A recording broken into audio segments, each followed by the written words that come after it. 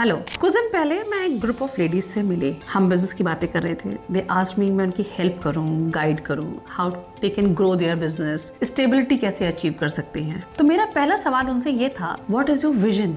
They were bit confused, थोड़ी सी confuse हुई। फिर then they tried answering me like grow करना है बिजनेस को, बड़ा बनाना है, स्टेबिलिटी चाहिए बिजनेस में, एक certain amount of money stable हो जाए, रेगुलर आने लगे, ज्यादा मेहनत किए बिना। But nobody can answer me very well what is the vision. Then they asked me what I mean by vision. According to me vision ये वो थ्रेशोल्ड है, मैक्सिमम थ्रेशोल्ड, डे ड्रीमिंग, कि आपका बिजनेस आपको कहाँ चाहिए। That can be any ambiguous number और कुछ भी सोचो जहां तक आपकी सोच जा सकती हो। बहुत ही अजीब सा लगेगा सुनने में, बट अगेन जब आपके पास वो हाईएस्ट पॉइंट होगा ना कि आपका बिजनेस आप कहाँ देखना चाहते हो, देन आप उसके अकॉर्डिंग एक रोड मैप रेडी करते हो कि वहां तक पहुंचने के लिए क्या करना है। फॉर दियर सिंपल क्वेश्चंस मैं उनको आंसर कर सकती थी, डिजिटल मार्केटिंग कर लो, सोशल मीडिया पे एक्टिव रहो, पोस्ट करो। बट अगेन वहां भी वही प्रॉब्लम आती है, कहाँ पहुंचना है, कहाँ जाना चाहते हो, what is the number you want on your social media accounts, right? Again that is a vision. जब तक आपके पास विजन की क्लैरिटी नहीं रहेगी, आप कहीं नहीं पहुंच पाओगे।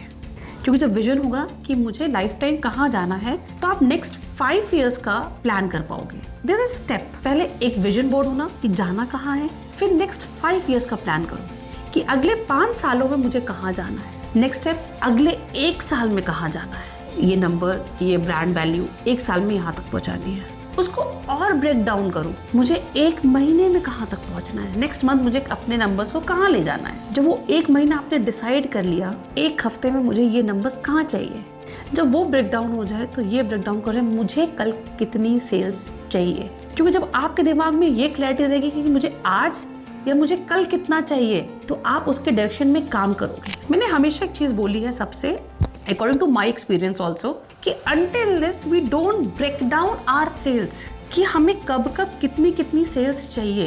At a larger picture, you know, मेरे को साल में इतना सेल्स हो जानी चाहिए, मेरी 6 महीने में इतना टर्नओवर आ जाना चाहिए। पर कैसे?